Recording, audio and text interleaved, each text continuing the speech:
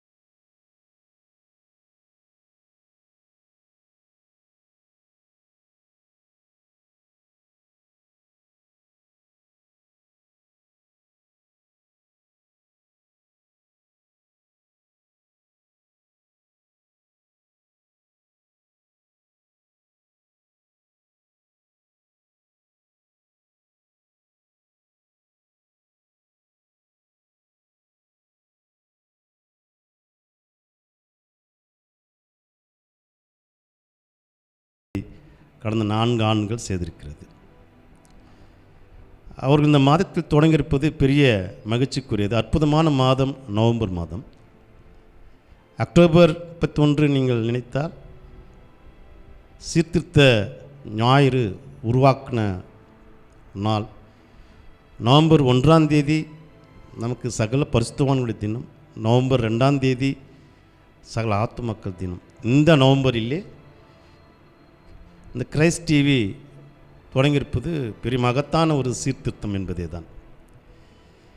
எனவே தான் இந்த நாளில் நாம் இதை வாழ்த்து வந்திருக்கிறோம், ஆண்டவருக்கு நன்றி சொல்ல வந்திருக்கிறோம். இவர்கள் இன்னும் பல ஆண்டுகள் இந்த இறைப்பணி செய்ய வேண்டும், அருட்பணி செய்ய வேண்டும் என்றால்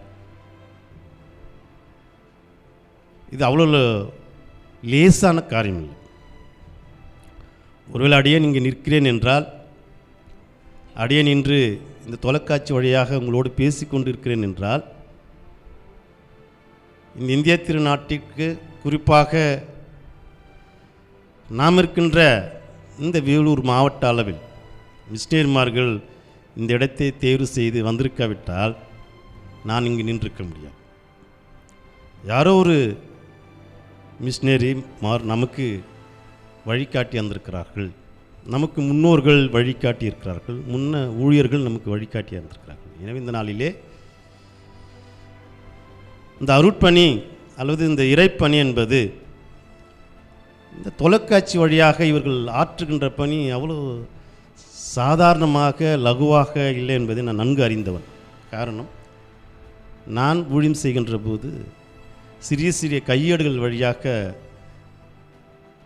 இந்த செய்தி தகவல்களை சொல்கின்ற ஒழித்து செய்கின்ற போதே தெரிகிறது அதுக்கு எவ்வளோ நாம் பொறுப்புள்ளவர்களாக இருக்கின்றோம். உதாரணம், ஒரு செய்தி நாம் உருவாக்க வேண்டும் என்றால்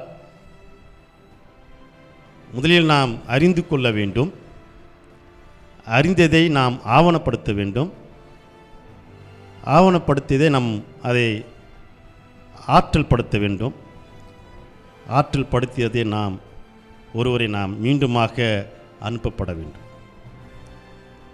இப்படிப்பட்ட காலகட்டத்தில் தான் நாம் இந்த அருட்பணியையும் இந்த இறைப்பணியையும் குறிப்பாக இந்த தொலைக்காட்சியின் வழியாக இப்படிப்பட்ட ஒரு நல்ல ஒரு பணியை இந்த கிரைஸ்ட் டிவி செய்வதிலே பெரும் மகிழ்ச்சி. நான் நிறையா நாட்கள் நினைத்ததுண்டு, இப்படியாக நான் ஒரு தொலைக்காட்சி வழியாக முன்பு நிற்கக்கூடுமோ அப்படின்னாக்கா, இன்று நிற்கிறேன் என்றால் நான் ஏதோ ஒரு ஊழியத்திலே நான் இன்னொரு இடத்தில் நான் அறிமுகமாகியிருக்கிறேன். இதுதான் நாம் செய்கின்ற ஊழியம். ஒருவேளை என்னுடைய உறவுக்காரர் ஊழியர் அன்பு சகோதரர் பாபு அவர்கள் அடையாளம் என்கின்ற ஊழியத்தின் வழியாக அடையாளத்தை கண்டாலும், ஊழியத்திலே பல இடங்களில் நாம் செய்கின்ற ஊழியம் நம்மை அடையாளம் படுத்தினால் நாம் இந்த இடத்திலே நாம் நிற்கிறோம் என்பது நிச்சயம் நமக்கு அவசியமானது. அருட்பணி அவ்வளோ லகுவானது இல்லை என்று நான் ஏற்கனவே சொல்லியிருக்கிறேன். இறைமகன் இயேசு கிறிஸ்து தன் ஊழியத்தின் பாதையில் கூட அவர் அழைக்கின்றவராக இருக்கின்றார். வருத்தப்பட்டு பாரம் சுமக்கின்றவர்களே, நீங்கள் எல்லோரும் என்னிடத்தில் வாருங்கள். அவர் என்னிடத்தில் வாருங்கள் என்று அழைக்கின்றவர். முதலில் அழைக்கின்ற அருட்பணி தான் அனைவருமே செய்ய வேண்டும். அந்த அழைப்பை அழைக்கின்ற நாம் அந்த அழைப்பின் குரலை கேட்கின்ற எதிரில் இருக்கின்ற வலுவிழந்த, வலிமை இழந்த, ஆதரவற்ற, விளிம்பி நிலையில் இருக்கின்றவர்கள் நம்மை நம்பகத்தன்மையுள்ளவர்களாக பார்க்கின்ற அழைப்பின் குரலாக நாம் இருக்க வேண்டும். அதுதான் பெரிய விஷயம் அருட்பணியிலே. ஒரு தொலைக்காட்சி வழியாக இந்த இவர்கள் செய்கின்ற அந்த பணி என்பது அப்படிப்பட்ட மக்களுக்கு கொண்டு செல்கின்ற அற்புதமான பணி. இது ஒரு வியாபார நோக்கத்துக்காக அல்ல. இது ஒரு விவிலியத்தை அடிப்படையில் கொண்டுதான் விளிம்பி நிலையில் இருக்கின்றவர்களுக்கு செய்திகளை கொண்டு செல்கின்ற ஒரு அற்புதமான பணி. யாராலும் செய்ய முடியாது. எனவேதான் நான் இவர்களை வாழ்த்த வந்திருப்பதின் நோக்கம் இது ஒரு வியாபாரத்திற்காக அல்ல. விளிம்பி நிலையில் உள்ளவர்களுக்கு விவிலியத்தை கொண்டு செல்ல வேண்டும் என்றால் நிச்சயமாக வருத்தப்பட்டு பார சுமக்கின்றவர்கள் எல்லோரும் என்னிடத்தில் வாருங்கள் என்று. இரண்டாவது, அழைப்பது மாத்திரமல்ல, அவர்களை அரவணைக்கின்ற ஒரு அற்புதமான பணியாக இருக்கணும் அருட்பணி என்பது. இயேசு கிறிஸ்துனுடைய பணிக தலங்களில் ஊழிய காலங்களில் ஒரு சிலரை தொடவே முடியாது, ஒரு சிலரை பார்க்கவும் முடியாது. ஆனால் அன்பு இறைமகன் இயேசு கிறிஸ்து அழைக்கின்றவர் மாத்திரமல்ல, அவர்களெல்லாம் அழைத்து தன்னை இதோடு அரவணைத்து அவர்களை ஆற்றுகின்ற பணியை செய்தார்.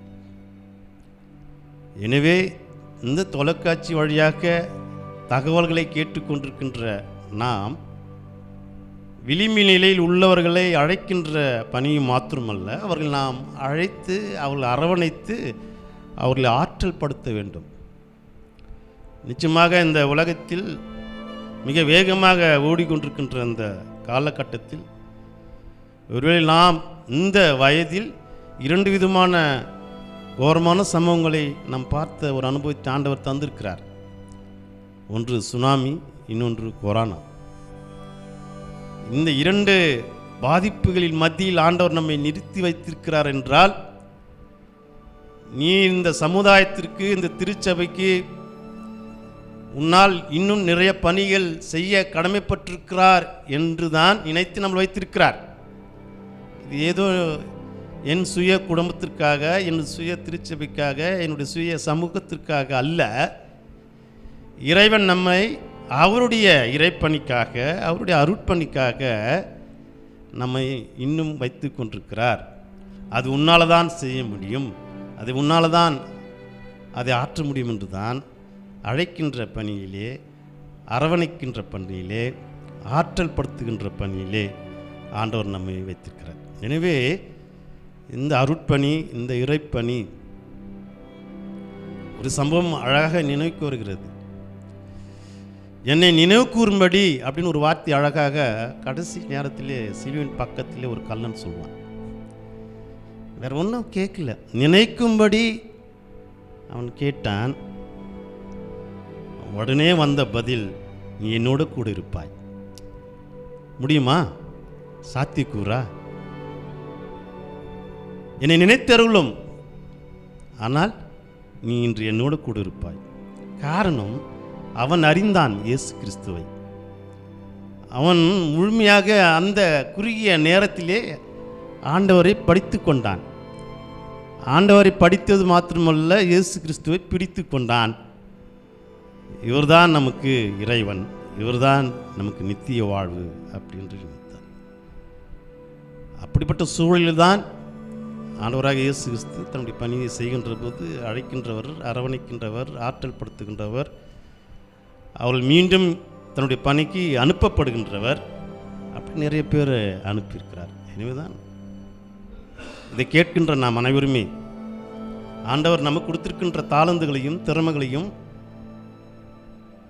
நம்மை சுற்றி இருக்கின்ற வாழ்வாதாரமற்று வாழ்வற்று பல எதிர்பார்ப்புகளோடு எதிர்நோக்கங்களோடு என் வாழ்வில் எப்போது விடுதலை கிடைக்கும் என்று ஏங்கி கொண்டிருக்கின்ற நம்மை சுற்றி இருக்கின்ற மக்களுக்கு நாம் நிச்சயமாக விடுதலை வாழ்வு தர வேண்டும். அடுத்த மாதம் அதுதானே செய்ய போகிறோம். கிறிஸ்துவின் பிறப்பு நமக்கு என்ன சொல்கிறது? அதுதானே சொல்கிறது, நான் உன்னை ஆசீர்வதித்திருக்கிறேன் என்றால் நீ அடுத்தவர்கள் ஆசீர்வதிக்கவே தான். உனக்கு வாழ்வு தந்திருக்கிறேன் என்றால் அடுத்தவருக்கு வாழ்வு தருவதான். இயேசு கிறிஸ்து அந்த பெரிதான நோக்கத்தோடு தான் வந்தார். அவர் ஒழித்திலே சகேயன் முன் ஒரு மனிதன் இடைப்படுகிறார்கள். பார்க்க தான் விரும்பினான். நான் ஏற்கனவே சொன்னது போல சிலுவையிலே நினைத்தருளும் என்று கேட்டவனுக்கு நீ என்னோட கூட பரதேசிப்பா என்று அற்புதமான ஒரு விடுதலை கிடைத்தது. இங்கே சகேயு பார்க்க வேண்டும் என்று தான் துடித்தான். ஆனால் ஆண்டவராக இயேசு கிறிஸ்து, நான் உன்னோடு பயணிக்க விரும்புகிறேன், நான் உன் இல்லத்தில் இருக்க விரும்புகிறேன், நான் உனக்கு ரட்சிப்பு தர விரும்புகிறேன். எப்படி நடக்குதும்? இது நமக்கெல்லாம், நம்முடைய வாழ்விலெல்லாம் இது இடைப்படாதா? நம்முடைய குடும்பத்திலே இது இடைப்படாதா? திருச்சபையிலே இது இடைப்படாதா? சமுதாயத்தில் இது இடைப்படாதா? ஒரு சகைவு ஏற்பட்ட அனுபவம் நமக்கு ஏன் ஏற்படாது? இது பல நிகழ்வுகள் நமக்கு ஆண்டவராக இயேசு கிறிஸ்து நமக்கு சொல்லி தந்திருக்கிறார். எனவே இந்த கிரைஸ்ட் டிவி எப்படி தான் 4 ஆண்டுகள் இவர்கள் பயணித்தார்கள் என்பது எனக்கு மிக மிக ஆச்சரியமாக இருக்கிறது. இந்த உலகம் பல கார்ப்பரேட்டர் மத்தியில் பயணிக்கின்ற உலகம், பெரிய பெரிய நிறுவனங்களோடு போட்டி போட்டு கொண்டு இருக்கின்ற உலகம். இது ரொம்ப முக்கியமான ஊடகம் தொலைக்காட்சி. நாம் மக்களுக்கு செய்தி கொண்டு செல்ல வேண்டும், நல்ல செய்திகளை கொண்டு செல்ல வேண்டும், நன்மை தரும் செய்திகளை கொண்டு செல்ல வேண்டும். அந்த செய்தி யாருக்குன்னா, நல்ல வசதியாக இருக்கிறவர்களுக்கு அல்ல, வசதியற்றவர்களுக்கு, ரொம்ப பலவான்களுக்கு அல்ல, பலவீனமானவர்களுக்கு, விரும்பத்தக்கவர்களுக்கு அல்ல, விவிலியத்தை பார்க்க முடியாத விளிம்பி நிலையில் இருப்பவர்களுக்கு. எனவே நான் இந்த நாளிலே இங்கே வந்து நிற்பதற்கு நான் மகிழ்ச்சியாக ஏற்றுக்கொண்டதற்கு நோக்கமே இது ஒரு அற்புதமான பணி, அற்புதமான ஊழியம். எனவே இவர்கள் அழைக்கிறார்கள், இவர்கள் செய்கின்ற அருட்பணி அதுதான் நமக்கு சொல்லித் தருகிறது. இவர்களும் அழைக்கிறார்கள், அரவணைக்கிறார்கள், ஆயத்தப்படுத்துகிறார்கள், ஆவணப்படுத்துகிறார்கள், அடுத்தவர்களுக்கு அதை அனுப்புகிறார்கள். நிச்சயம் நித்திய வாழ்வு அனைவரும் பெற்றுக்கொள்ள வேண்டும் என்ற நம்பிக்கை தான், வேறு ஒன்றுமே இல்லை. இந்த தொலைக்காட்சி வழியாக இவர்கள் எடுத்துக்கொள்கின்ற அந்த முயற்சி என்ன என்றால், அனைவருமே நித்திய வாழ்வை பெற்றுக்கொள்ள வேண்டும், அனைவருமே நிறைவான வாழ்வை பெற்றுக்கொள்ள வேண்டும் என்பது மிக மகத்தான ஒரு பணி. எனவே ஆண்டவர் இந்த 5ஆம் ஆண்டில் இன்னும் பல பணிகள் இவர்கள் செய்ய ஆண்டவர் அற்புதமான காரியங்களை செய்ய நாம் ஜெபிக்க வேண்டும். ஜெபித்தா போதுங்க, இது வளர வேண்டும். இது இங்கிருந்து செயல்படாமல் களத்தை நோக்கி வர வேண்டும். களங்களிலே பல தளங்களை உருவாக்க வேண்டும். இந்த தொலைக்காட்சி மக்களோடு இருந்து மக்களாக பயணிக்க அந்த நிலைமைக்கு ஆண்டவர் கொண்டு வர வேண்டும். நிச்சயமாக அப்படி பண்ண வாய்ப்பு ஆண்டவர் தருவார் என்ற நம்பிக்கையோடு இந்த நாளில் இந்த தொலைக்காட்சி நிறுவனரை நான் வாழ்த்துகிறேன். அவரோடு இணைந்து பணி செய்கின்ற பணியாளர்களை நான் வாழ்த்துகின்றேன். அவர்கள் வேண்டிய நல்ல சுக பல ஜீவனையும் ஆரோக்கியமான வாழ்வும் அனைத்து ஆதரவுகளும் வசதியும் தந்து இன்னும் பல ஊழியங்களை இவர்கள் இந்த இறைமக்கள் செய்ய ஆண்டவர் அருள் புரிவராக. கண்கள் மூடி ஆண்டவர் நோக்கி நாம் ஜெபிப்போமாக. என்னை தேடி வந்து இறைவா, என்னிடத்தில் என்ன உண்டு?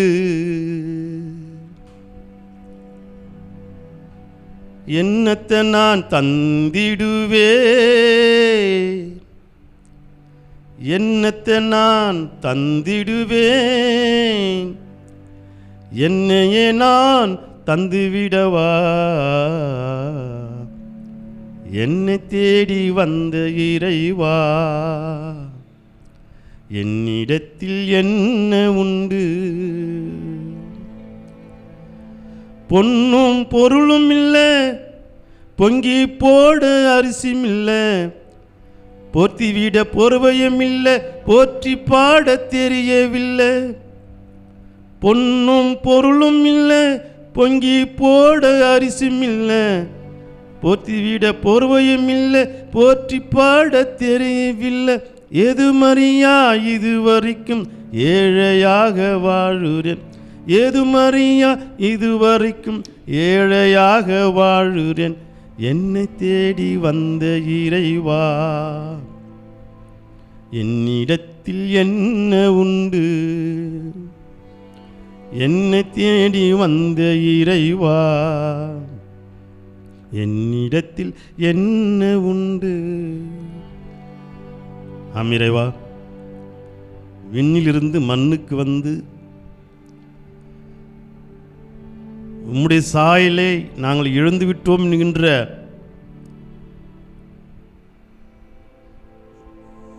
உம்முடைய சாயல் சிதைக்கப்பட்டு விட்டது என்று எண்ணி அந்த இழந்து போன சாயலை மீண்டும் நீர் புதுப்பித்துக் கொள்ளவும் பெற்றுக்கொள்ளவும் நீர் எங்களை தேடி வந்தீர். உமக்கு நன்றி செலுத்துகிறோம். நிச்சயமாக ஆண்டவரே, நீர் எங்களால் மகிமைப்பட வேண்டிய காலகட்டத்தில் இருக்கிறோம், உம்மை துதிக்க வேண்டிய காலகட்டத்தில் இருக்கிறோம். காரணம், நீர் இந்த உலகத்தில் எங்களுக்கு தந்திருக்கின்ற அடையாளங்களுக்காக நன்றி ஸ்தோத்திரம், அங்கீகாரத்திற்காக நன்றி ஸ்தோத்திரம். ஆண்டவரே, எங்களை பல இடங்களிலே நீர் அழைத்து செல்வதற்காக நன்றி ஸ்தோத்திரம். அப்படிப்பட்ட ஒரு நல்ல ஒரு அடையாளத்தையும் அங்கீகாரத்தையும் கிறிஸ்து தொலைக்காட்சி நிறுவனருக்கும் அந்த நிறுவனத்திற்கு குடும்பத்திற்கும் நீ தந்திருக்கிறீரே, உங்களுக்கு நன்றி செல்கிறோம். இறங்கி வா, நான் உம்மோடு பயணிக்கிறேன் அப்படி என்று நீர் இவர்களை அழைத்திருக்கிறீர். எங்கே இருந்தவர்களை நீர் இவர்களை இறங்கி வா, நான் உம்மோடு பயணிக்கிறேன், நீ இன்று என்னோட கூட பரதேசில் இருப்பாய். எங்கள் அன்பின் இறைவா, மீண்டுமாக உமக்கு நன்றி செலுத்துகிறோம். இந்த நவம்பர் மாதத்திலே, இந்த நாளிலே ஆண்டவரே தன்னுடைய இறைப்பணியை அருட்பணியை தொடங்கி 4 ஆண்டுகள் பல நிலைகளிலும் பல நிர்பந்தங்கள் மத்தியிலும் நிலைத்திருந்து இந்த 4 ஆண்டுகளை தன்னுடைய ஊழிய பாதத்தில் நிறைவடை செய்த இதை நினைத்திருக்கின்ற ஒவ்வொருக்காகவும் நான் நன்றியோடு நினைக்கின்றேன். இவர்கள் தந்திருக்கின்ற தாளந்துகளுக்காக, திறமைக்காக, உழைப்புக்காக, நேரத்திற்காக, ஞானத்திற்காக, ஆற்றலுக்காக, அறிவுக்காக ஆண்டவரே, அது எதுவுமே வீணாக போவதில்லை. ஆண்டவரே, ஒரு கலசம் தண்ணீருக்கே நீர் கணக்கு கொடுக்கிற இறைவனாக இருக்கின்றபடினால் இவர்கள் செய்கின்றது மாபெரும் ஊழியத்திற்கு நீர் எவ்வளவு செய்ய சித்தமாக இருக்கிறேன். நாங்கள் அதை அளவிட முடியாது, மதிப்பீடு செய்ய முடியாது. ஆனாலும் இந்த 5ஆம் ஆண்டிலே இந்த நாளை நாங்கள் விசேஷமாக பிரார்த்திக்கிறோம். இந்த 4 ஆண்டுகள் அவர்கள் எவைகளெல்லாம் காணவில்லையோ அவைகளெல்லாம் காண்கின்ற அற்புதங்களையும், அவர்கள் எந்த நிலைகளெல்லாம் உயர்வடைவில்லையோ அந்த நிலைகளெல்லாம் உயர்வடுகின்ற அற்புதங்களையும், எந்த நிலைகளெல்லாம் அவர்கள் வளர்ச்சியை நோக்கி நாம் இன்னும் அது எட்டவில்லையே என்கின்ற ஏக்கத்தோடு இருக்கிறார்களோ, இந்த ஆண்டில் அதையெல்லாம் எட்டக்கூடிய 7 திசைக்கும் 8 திசைக்கும் அது சொல்லக்கூடிய வாய்ப்பினை தரும்படி வேண்டிக் கொள்கிறோம். இவர்கள் வேண்டிய நல்ல சுகத்தை தாரும், பலத்தை தாரும். இன்னும் பல கட்டிட வசதிகளையும், இன்னும் பல மூலப்பொருட்களையும், எக்யூப்மெண்ட்ஸ்களையும், கருவிகளையும், இன்னும் ஆதார வளங்களை தரும்படி வேண்டிக் கொள்கிறோம். வேலூர் பட்டணத்திலே இது மிக உயர்வான மலையில் இருக்கும்படி வேண்டிக் கொள்கிறோம். நிச்சயமாக அடுத்த ஆண்டு நாங்கள் இந்த நாளை காணுகின்ற போது பல மாற்றங்கள் மத்தியிலே, பல முன்னேற்றங்கள் மத்தியிலே இந்த கிறிஸ்து தொலைக்காட்சியை நாங்கள் காண நீர் எங்களுக்கு உதவி செய்யும்படி வேண்டிக் கொள்கிறோம். தொடர்ந்து ஆளுகை செய்யும், பொறுப்பேற்றுக் கொள்ளும். குறிப்பாக இந்த நாளிலே இந்த வழியாக, இந்த தொலைக்காட்சி வழியாக எங்களுடைய வேலூர் பட்டணம் மாத்திரமல்ல, பட்டணத்தை சுற்றி இருக்கின்ற அனைத்து இறைமக்களுக்காகவும், விளிம்பு நிலையில் இருந்து விடுதலைக்காக இயங்கிக் கொண்டிருக்கின்ற அனைத்து வாழ்வற்ற அன்றவரின் சமூகத்தில் ஒதுக்கப்பட்டு ஓரங்கட்டப்பட்டு இருக்கின்ற அனைத்து இறைமக்களுக்கு நாங்கள் வாழ்வு தருகின்ற ஒரு அறைக்கூவலோடு நாங்கள் இந்த நாளிலே, இந்த 5ஆம் ஆண்டிலே நாங்கள் கால் எடுத்து வைக்கிறோம். நிச்சயம் அப்படிப்பட்ட பணிக்கு நீங்கள் எங்களை ஆயத்தப்படுவீர்கள் என்று நாங்கள் நன்றி சொல்கிறோம். பொறுப்பேற்றுக்கொள்ள வழிநடத்தும். துதிக்கான மகிமை உமைக்கு செலுத்துகிறோம். இறைமகன் இயேசுவின் வழியாக வேண்டிக் கொள்கிற நல்ல பிதாவே, ஆமேன். மீண்டும் உங்கள் அனைவருக்கும் என்னுடைய ஸ்தோத்திரத்தையும் வாழ்த்துக்களையும் நன்றியும் தெரிவித்துக் கொள்கிறேன்.